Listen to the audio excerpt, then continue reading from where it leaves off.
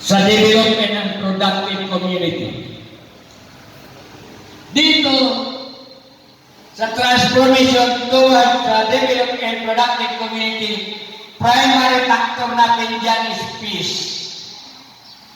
Hindi natin makakamit yung produktibo o development community kung walang peace na ating matatamasa.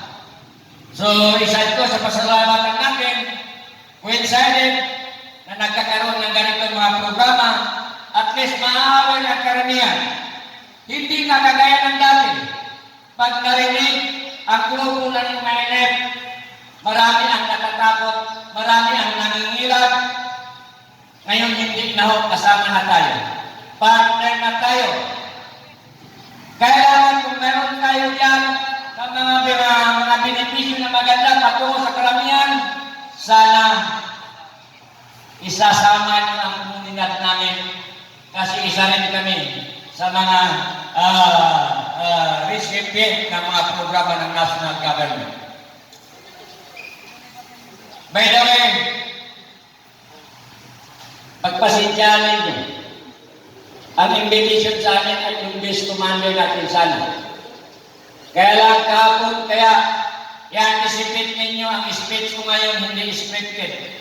Galing mismo sa aking puso at sa aking nasasaksiyan. Kasi tinawagan na nga mula ng base commander, nandun siya sa Manila ngayon, kasama niya, kaharap na si Sir Galvez.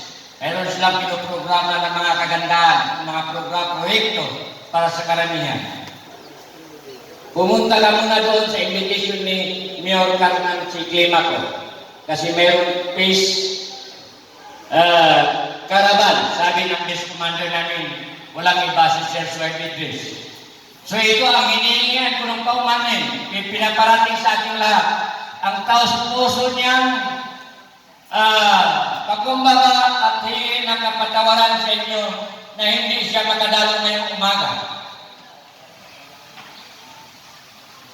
Dahil yan mga kapatid,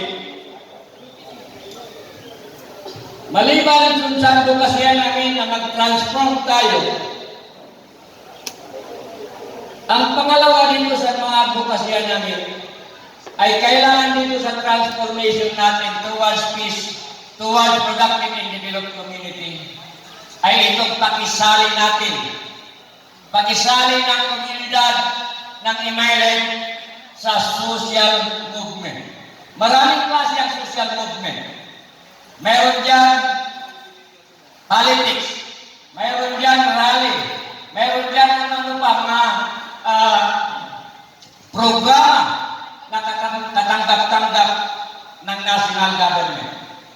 Ibig sabihin, dahil sila ang pinapa-encourage natin na advocate natin sa karamihan, ay malayo na tayo sa gulo.